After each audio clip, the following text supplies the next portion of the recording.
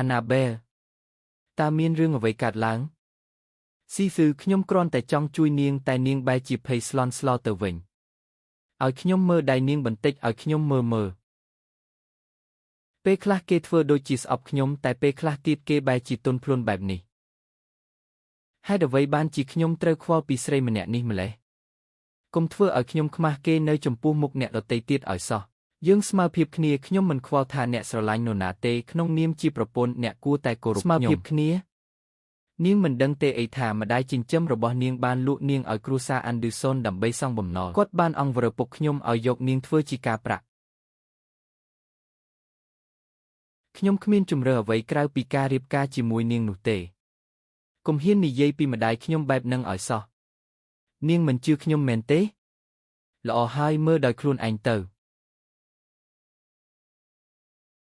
ជំរាបសួរលោកអាន់ឌឺសុនសូមមេត្តាជួយសងបំណុលពួកយើងផងអាណាបែលអាចចាត់ទុកជាការប្រាក់បានខ្ញុំដឹងថានាងគ្រាន់តែជាមនុស្សពិការម្នាក់លោកអាចធ្វើអ្វីជាមួយនាងក៏បានដែរខ្ញុំនឹងប្រើប្រាស់ធនធានគ្រួសារទាំងអស់ដើម្បីជួយលោកស្វែងរកស្រីម្នាក់នោះបន្ទាប់មកលោកអាចលែងលះកូនស្រីខ្ញុំនៅពេលណាក៏បានទេវាមិនអាចទៅរួចទេម្ដាយខ្ញុំមិនធ្វើបែបនេះដាក់ខ្ញុំទេនាងជឿមិនជឿក៏ដោយវាគឺជាការពិតតែបើនាងពិតជាបារម្ភពីម្ដាយនាងមែនកុំធ្វើឲ្យខ្ញុំខឹងម្ដងទៀតឲ្យសោះ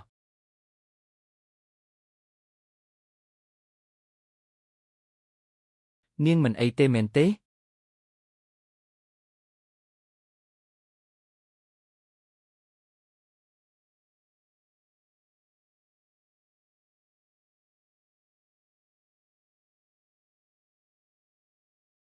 ស៊ីស៊ឺតើពិធីជប់លៀងយប់នេះយ៉ាងម៉េចដែរ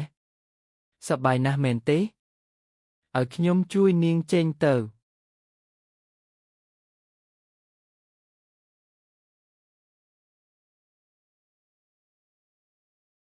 រ៉ូបរបស់នាងប្រឡាក់អស់ហើយនាងនឹងធ្វើឲ្យឡានរបស់ស៊ីស៊ឺប្រឡាក់មិនខាន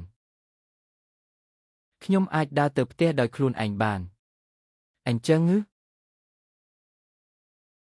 តាមចិត្តនាងចោះចេញឡានទៅ